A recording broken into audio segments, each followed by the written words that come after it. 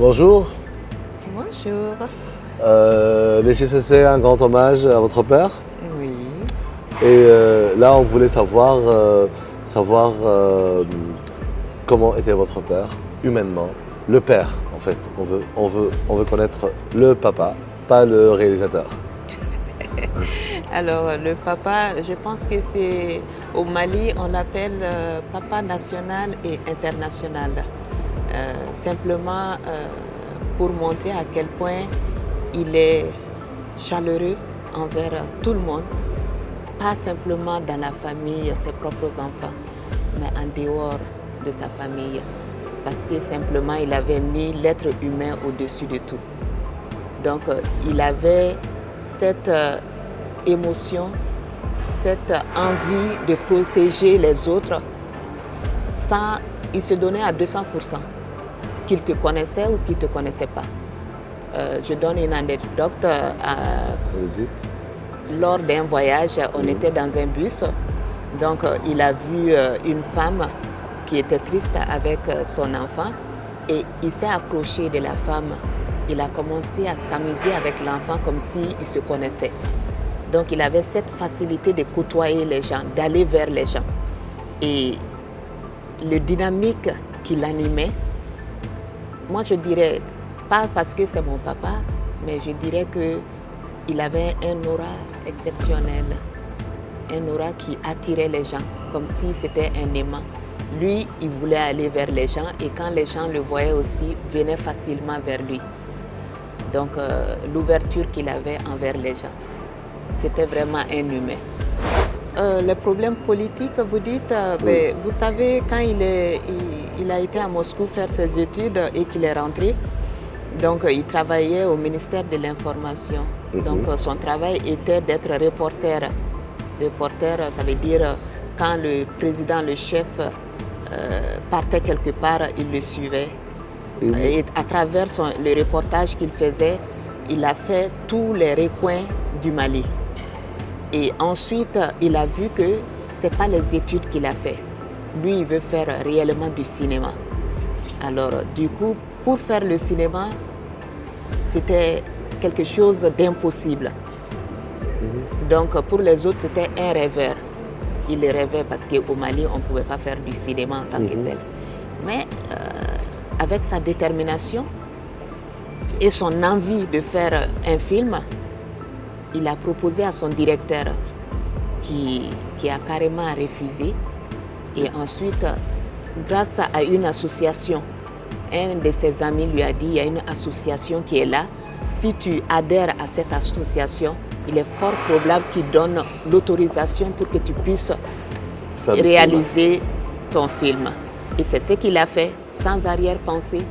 Donc, il s'est intégré à l'association. Ils ont donné l'autorisation et lui, il a commencé à réaliser son film.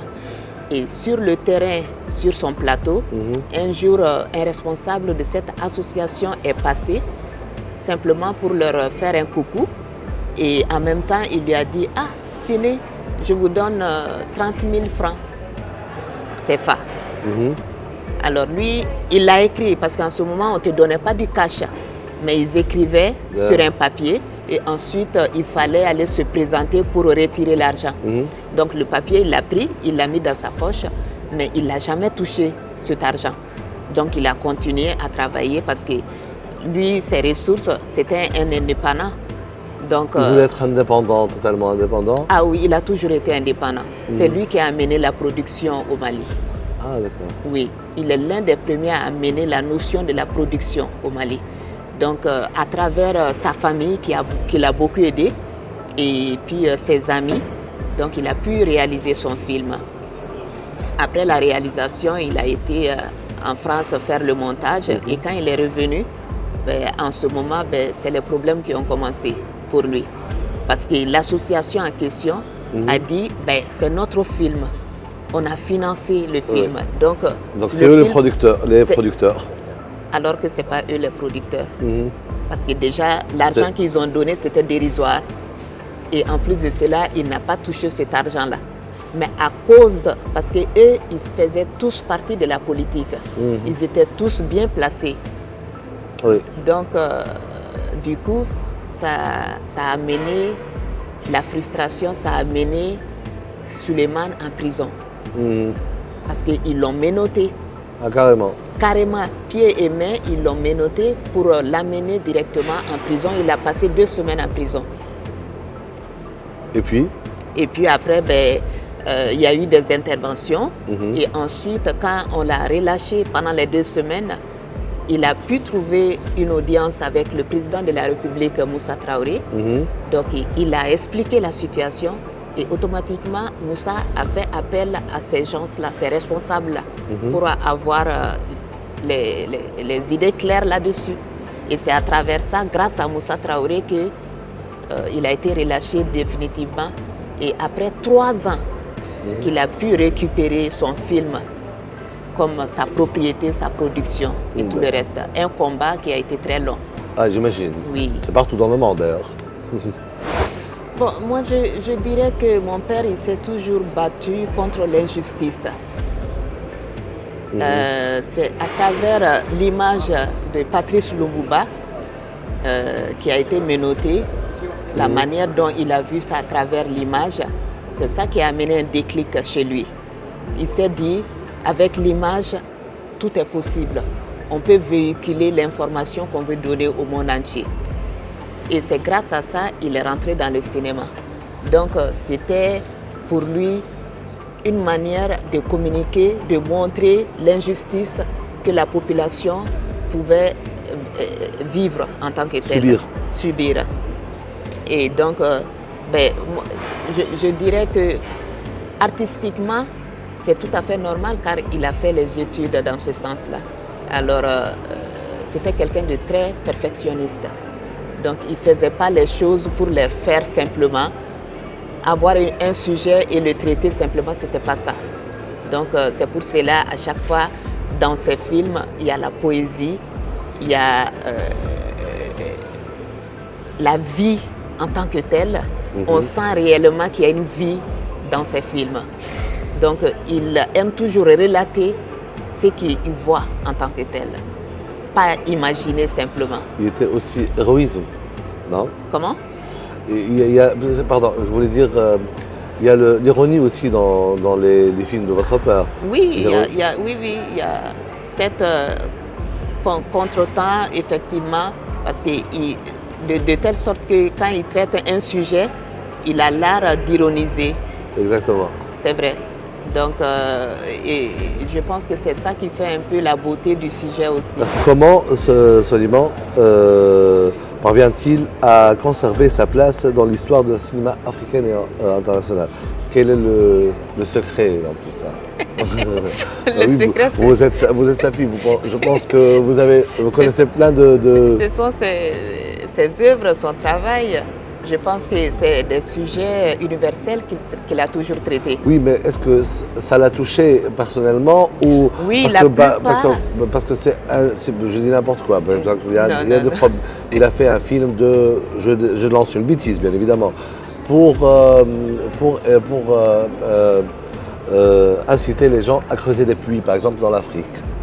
Est-ce que le manque d'eau qu'il a vécu, la soif qu'il a vécue l'a poussé à faire ses films, ou seulement parce que c'est un sujet qui le fascine, qui le tient au cœur?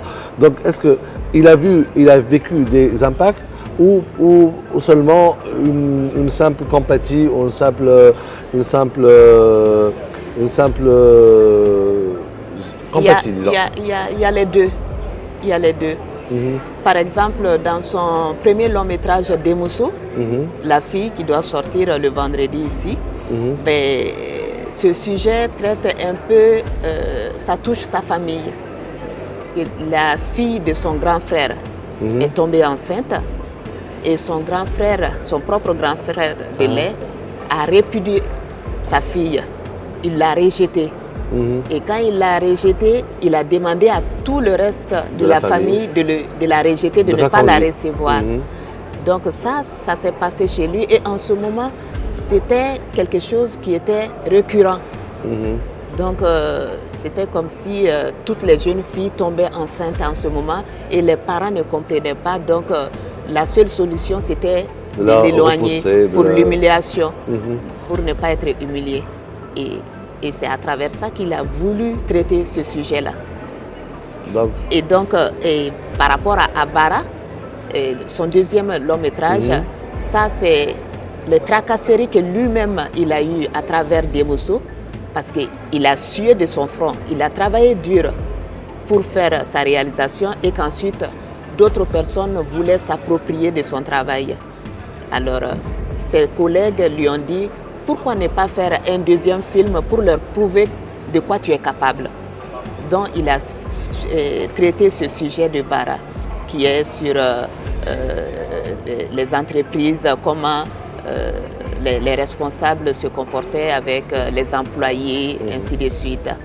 Donc, et puis cette corruption qu'il y avait dans la société, tout ça là. Donc il s'est permis de montrer ça, de doigter ça. Et quelque il a chose qui dévoilé était des réalités. des réalités qui étaient plausibles Mhm. et il a risqué sa vie. Parce J'imagine. qu'en ce moment, c'était la dictature. Oui. Donc personne n'avait son mot, mais lui, il a dit je vais le faire. Votre film, vous l'avez réalisé sur votre père, sur le parcours de votre père. Oui, le documentaire Donc, Hommage d'une fille à son père, oui. Voilà. Donc, si votre père était encore en vie, tu penses qu'il le donnerait combien sur 10? Mon film, il l'a vu. Ah, il l'a vu? Oui. Ah, désolé, je savais pas. Ah, donc Si, je l'ai mon vu. père, En il fait, est décédé en février là. Et moi, mon film est sorti en 2022. à personnel. Oui, D'accord. merci. Donc, qu'est-ce qu'il a dit? Comment Il a été ému, il oui. a été surpris parce qu'il ne s'attendait pas à ce que je puisse réaliser ce genre de documentaire sur lui. Mhm. Avant de le réaliser, je lui ai posé la question si je pouvais le faire. Il m'a dit oui, il faut le faire. Et quand je l'ai fait, le jour, je me souviens, le jour où je l'ai montré avant la post-production du film, alors j'appréhendais parce que c'est quelque chose qui est sur lui. Et en sachant comment il est un perfectionniste, il ne badine pas avec l'image. Alors je me disais, j'espère que ça ne va pas être des années de gâchis, il ne va pas avoir quelque chose de négatif, mais Dieu faisant bien les choses, il a pris du temps, il a bien regardé. Ensuite, au bout de quelques minutes, il m'a dit, c'est pas mal. Ah. Donc c'était pas pire. Voilà. Donc c'était déjà ça. Pas mal, c'est déjà, Ça veut tu dire as que c'est la bon. moyenne. Oui, c'est ça, exactement. Donc, et puis après, une chose en faisant une autre, le film a été sélectionné au Festival de Cannes. Mhm.